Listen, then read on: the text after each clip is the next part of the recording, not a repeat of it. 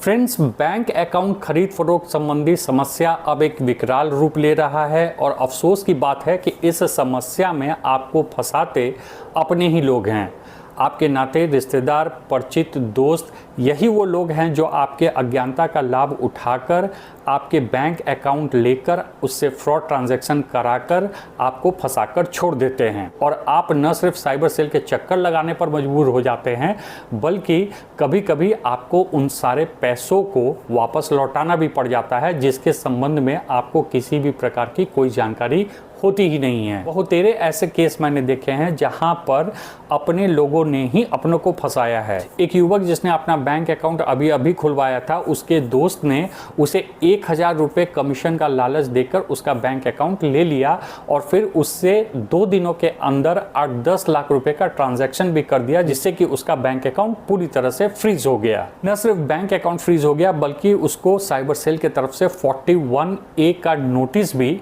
मिल गया। हद तो तब हुई जब उस लड़के के पेरेंट्स ने उन बच्चों से पूछा कि तुम लोगों ने ऐसा क्यों किया, तो उसने कहा कि अरे इस तरह के बैंक अकाउंट्स तो फ्रीज होते रहते हैं, आप ज़्यादा चिंता मत करो, कुछ नहीं होगा। और जैसे ही इस लड़के को CRPC सेक्शन 41A के अंतर्गत साइबर सेल से नोटिस आया, आज वो दोस्त कहीं भी नज़र नहीं आ रहे हैं। इसी प्रकार से एक व्यक्ति को लोन चाहिए था, तो एक उनके परिचित ने कहा कि चलो मैं तुम्हारा बैंक अकाउंट खुलवा देता हूं और बैंक अकाउंट खुलवाने के बाद ही उस बैंक से तुमको लोन दिलवा दूंगा, ये मेरी गारंटी है। इस भरोसे पर कि उसे लोन मिल जाएगा, उसने उस व्यक्ति के द्वारा लाया हुआ बैंक ओपनिंग अकाउंट फॉर्म भर दिया, फ़ोटो लगा दिया, अपना पैन, आधार कार्ड, सब कुछ जो भी रिक्वायर था उसने उस व्यक्ति को दे दिया।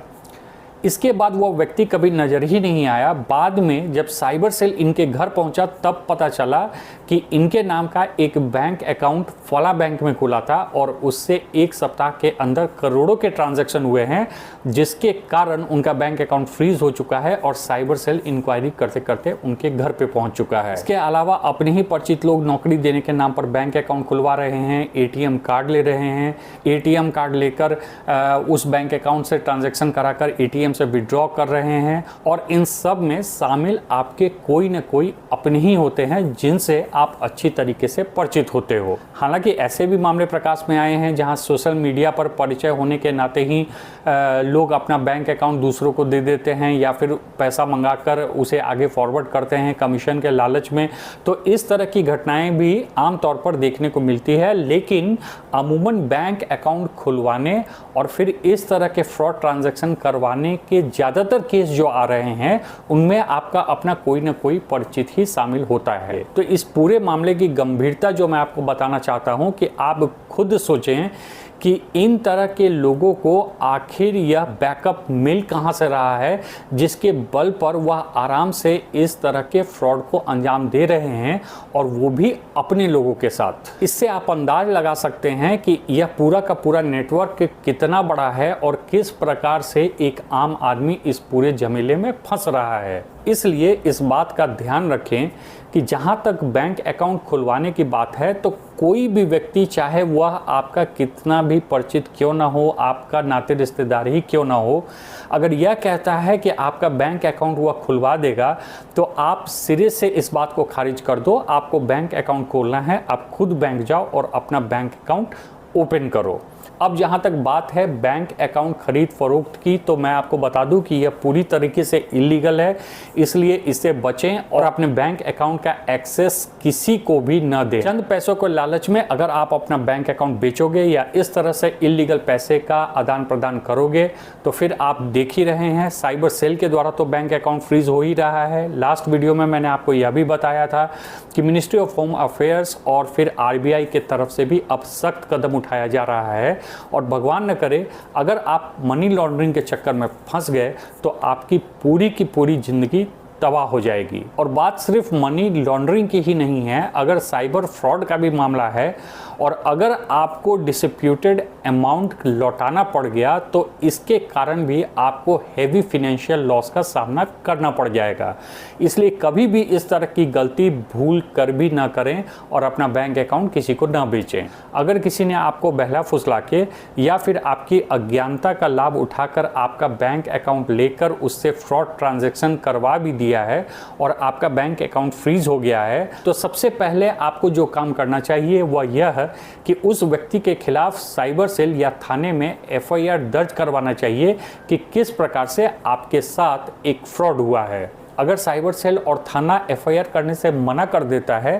तो आप अपने नज़दीकी डिस्ट्रिक्ट कोर्ट में जाकर उस व्यक्ति के खिलाफ एक कंप्लेंट केस फाइल करें। यह बात आप याद रखें कि जो भी आपके बैंक अकाउंट से ट्रांजैक्शन हुआ है वह आपके नाम पर हुआ है, उस व्यक्ति के नाम पर नहीं हुआ है जिसने आपका बैंक अकाउंट लिया था। तो चाहे साइबर सेल हो, आरबीआई हो या फिर बैंक हो, उनके नज़र में कल्प्रिट आप हैं। अगर कभी भी इस तरह के प्रॉब्लम में आप फंसेंगे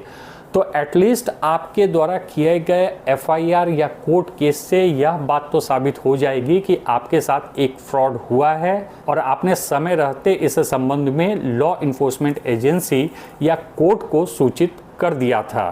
और हाँ, एक नया ट्रेंड जो देखने में आ रहा है, फ्रॉडस्टर्स और स्कैमर्स के चक्कर में पड़कर लोग अपना बैंक अकाउंट तो बेच ही रहे हैं और बैंक अकाउंट बेचने के बाद